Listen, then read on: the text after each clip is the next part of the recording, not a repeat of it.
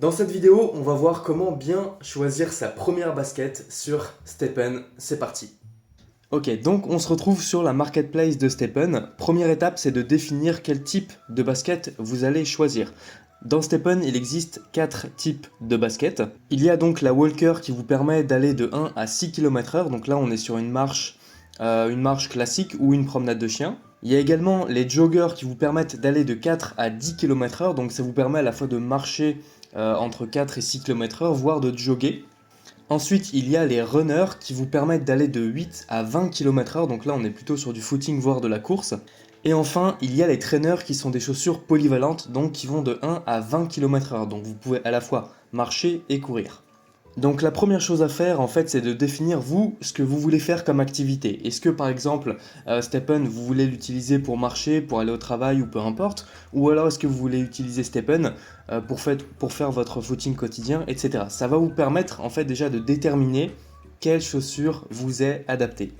Ensuite, deuxième chose, ça va être la qualité des baskets. En fait, dans Stepn, il existe 4 qualités, donc la qualité common, uncommon, rare, épique et légendaire. Dans le sens où plus en fait la qualité de votre basket va être meilleure, et plus vous aurez d'énergie et plus vous gagnerez de GST. Par contre, vous vous doutez bien que plus vous choisissez une qualité élevée, et plus le prix de départ en fait de la basket est élevé également.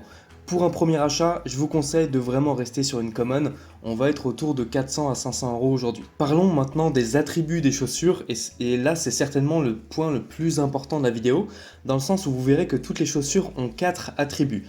Donc l'attribut confort, en fait pour l'instant ne sert à rien parce que c'est une fonctionnalité qui n'est pas implémentée dans Stepn. Ensuite il y a l'attribut luck, donc la chance.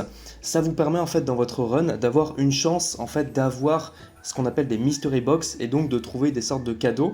Mais pour vous expliquer un petit peu, c'est pour des joueurs qui sont un peu plus avancés, qui ont déjà plusieurs baskets, qui ont beaucoup de chance, etc. Donc c'est pas forcément une caractéristique qu'on va privilégier en fait pour commencer dans Stepn. Par contre, il y a deux caractéristiques qui sont très importantes, qui sont donc la résilience. Alors la résilience, ça vous permet en fait de payer moins cher votre réparation de basket.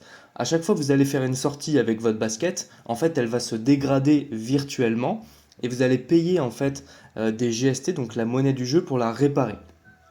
Maintenant, plus votre résilience est élevée et moins ça va vous coûter cher pour la réparer et donc en fait votre bénéfice sera important. Et pour finir, il y a l'attribut efficiency, donc efficacité, qui est vraiment l'attribut le plus important parce que cet attribut, plus il est élevé et plus vous allez gagner de GST dans Stepn. Alors maintenant, justement, comment trouver une bonne chaussure? Alors justement, focalisez-vous sur l'efficiency et la résilience. Moi, ce que je vous conseille, c'est de partir sur une chaussure qui a au moins 6 d'efficiency et au moins 5 de résilience pour commencer. Parce qu'honnêtement, par exemple, n'allez pas chercher une basket qui a 10 en efficiency et 10 en résilience, en fait, parce que vous allez la payer beaucoup plus cher qu'une qui a par exemple 6 et 6, et au final, en fait, la différence ne sera pas énorme. Donc voilà, cherchez une basket qui est moyenne, correcte, donc pour moi 6 et 6 c'est une bonne basket, et je vais vous mettre un exemple tout de suite.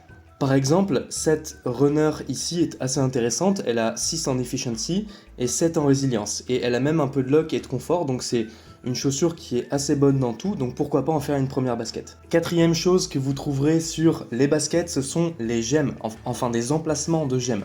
Donc là par exemple sur cette basket, il y a deux emplacements pour des gemmes d'efficiency, donc des gemmes jaunes, un emplacement pour une luck et un emplacement pour une résilience. Alors honnêtement, en tant que débutant, ne vous focalisez pas sur les gemmes, ça fera pas une énorme différence, voire une très minime, sachant que des gemmes en fait doivent s'acheter de la même manière qu'une basket sur le marché, et en fait vous allez fixer une gemme pour améliorer votre basket, mais on en reviendra dans une autre vidéo.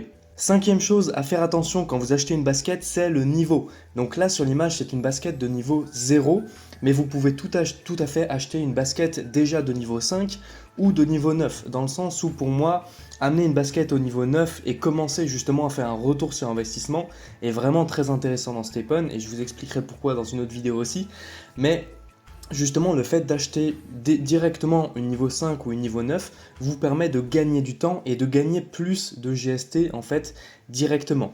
Après attention, c'est pas parce que vous achetez une basket de niveau 9 qu'elle doit vous coûter beaucoup plus cher. Parce qu'en fait, vous le savez, pour monter par exemple une chaussure du niveau 0 au niveau 1, il va vous falloir 1 GST et 1 heure. Du niveau 2 au niveau 3, c'est 2 GST et 2 heures, etc., etc., etc., avec quelques cas particuliers.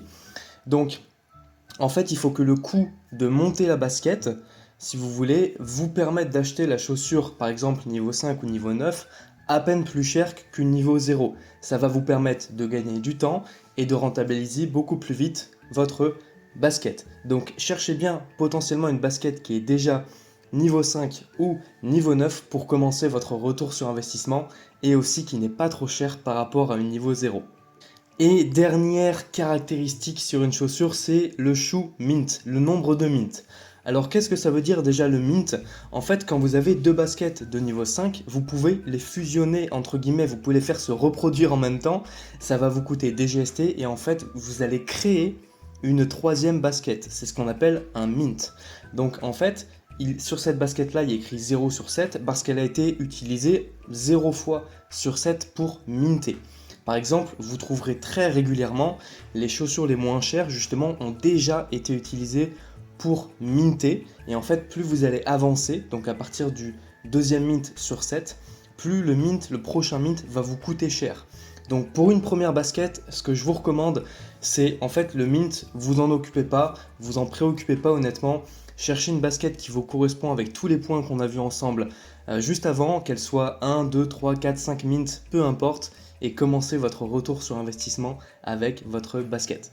Pour finir avec cette vidéo, je vais vous montrer comment trouver votre basket parfaite avec toutes les caractéristiques qu'on vient de voir ensemble directement dans la marketplace de Stepn. Donc au fait, il y a des filtres qu'a mis en place Stepn pour faciliter votre recherche. Donc vous cliquez ici sur filtre, là vous choisissez sneakers, vous choisissez la basket que vous souhaitez, est-ce que c'est une walker, une jogger, une runner ou une trainer. Donc par exemple, moi j'avais démarré avec une runner. Ensuite, la qualité que vous souhaitez, donc par exemple une common qui vous coûtera beaucoup moins cher. Ensuite, le niveau que vous voulez minimum pour votre basket, donc par exemple on va choisir une basket de niveau 5 et ensuite un nombre de mint minimum. Donc là je le laisse ouvert, je ne vais pas mettre forcément de caractéristiques particulières et en fait on va confirmer. Ensuite en haut à gauche vous avez le choix, vous mettez dans prix le plus bas, comme ça en fait vous avez vraiment les chaussures les moins chères qui sortent en première. Et donc là on voit que les premières baskets sont des runners avec 2 mint et en fait niveau 5 à 9,8 Solana, ce qui correspond aujourd'hui à peu près à 410 €. Donc voilà, maintenant vous savez tout sur comment démarrer avec la bonne chaussure sur Stepn. Et sur ce, je vous souhaite bon run.